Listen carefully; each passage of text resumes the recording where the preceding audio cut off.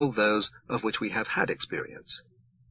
This principle is not logically necessary, since we can at least conceive a change in the course of nature.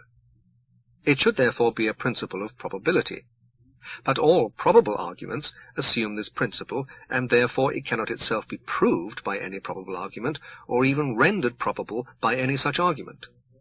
The supposition that the future resembles the past is not founded on arguments of any kind, but is derived entirely from habit. The conclusion is one of complete skepticism. All probable reasoning is nothing but a species of sensation. 'Tis not solely in poetry and music we must follow our taste and sentiment, but likewise in philosophy. When I am convinced of any principle, 'tis only an idea which strikes more strongly upon me. When I give the preference to one set of arguments above another, I do nothing but decide from my feeling concerning the superiority of their influence.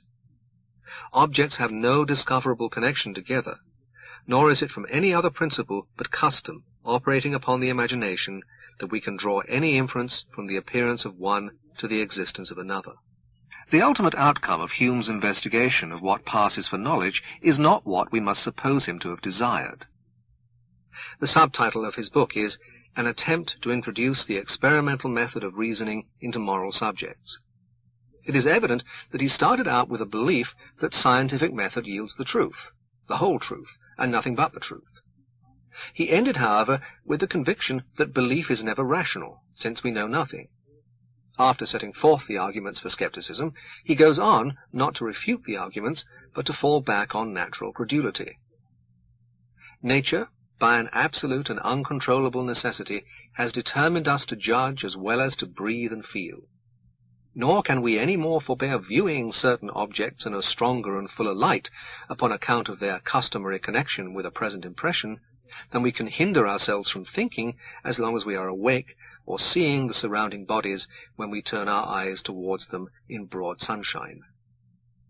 Whoever has taken the pains to refute this total skepticism has really disputed without an antagonist, and endeavored by arguments to establish a faculty which nature has antecedently implanted in the mind and rendered unavoidable. My intention, then, in displaying so carefully the arguments of that fantastic sect, is only to make the reader sensible of the truth of my hypothesis, that all our reasonings concerning causes and effects are derived from nothing but custom, and that belief is more properly an act of the sensitive than of the cogitative part of our natures. The skeptic, he continues, still continues to reason and believe, even though he asserts that he cannot defend his reason by reason, and by the same rule he must assent to the principle concerning the existence of body, though he cannot pretend by any arguments of philosophy to maintain its veracity. We may well ask what causes us to believe in the existence of body, but 'tis vain to ask whether there be body or not. That is a point which we must take for granted in all our reasonings. The above is the beginning of a section of skepticism with regard to the senses. After a long discussion, this section ends with the following conclusion. This skeptical doubt, both with respect to reason and the senses, is a malady, which can never be radically cured, but must return upon us every moment, however we may chase it away, and sometimes may seem entirely free from it. Carelessness and inattention alone can afford us any remedy.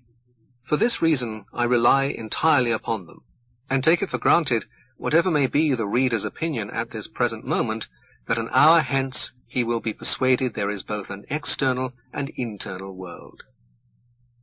There is no reason for studying philosophy, so Hume maintains, except that to certain temperaments this is an agreeable way of passing the time. In all the incidents of life we ought still to preserve our skepticism. If we believe that fire warms or water refreshes, 'tis only because it costs us too much pains to think otherwise. Nay, if we are philosophers, it ought only to be upon skeptical principles, and from an inclination which we feel to be employing ourselves after that manner. If he abandoned speculation, I feel I should be a loser in point of pleasure, and this is the origin of my philosophy. Hume's philosophy, whether true or false, represents the bankruptcy of 18th century reasonableness.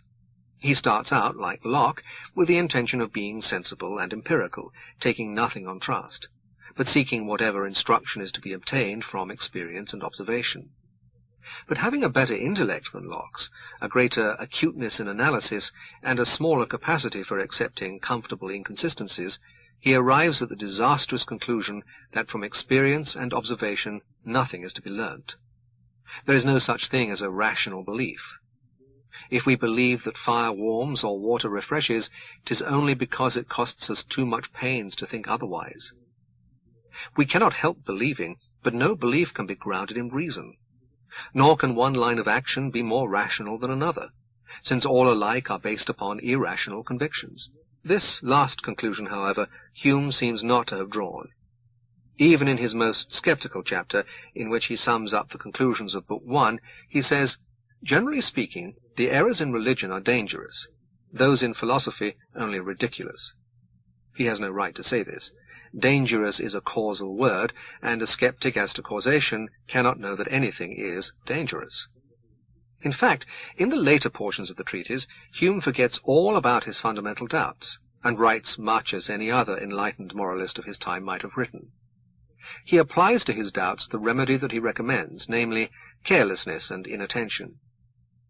In a sense, his skepticism is insincere, since he cannot maintain it in practice. It has, however, this awkward consequence, that it paralyzes every effort to prove one line of action better than another. It was inevitable that such a self-refutation of rationality should be followed by a great outburst of irrational faith. The quarrel between Hume and Rousseau is symbolic. Rousseau was mad, but influential. Hume was sane, but had no followers. Subsequent British empiricists rejected his skepticism without refuting it. Rousseau and his followers agreed with Hume that no belief is based on reason, but thought the heart superior to reason, and allowed it to lead them to convictions very different from those that Hume retained in practice. German philosophers, from Kant to Hegel, had not assimilated Hume's arguments.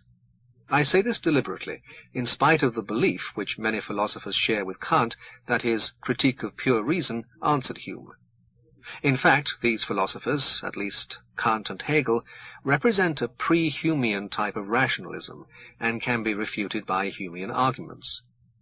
The philosophers who cannot be refuted in this way are those who do not pretend to be rational, such as Rousseau, Schopenhauer, and Nietzsche. The growth of unreason throughout the 19th century, and what has passed of the 20th, is a natural sequel to Hume's destruction of empiricism. It is therefore important to discover whether there is any answer to Hume within the framework of a philosophy that is wholly or mainly empirical. If not, there is no intellectual difference between sanity and insanity. The lunatic who believes that he is a poached egg is to be condemned solely on the ground that he is in a minority, or rather, since we must not assume democracy, on the ground that the government does not agree with him.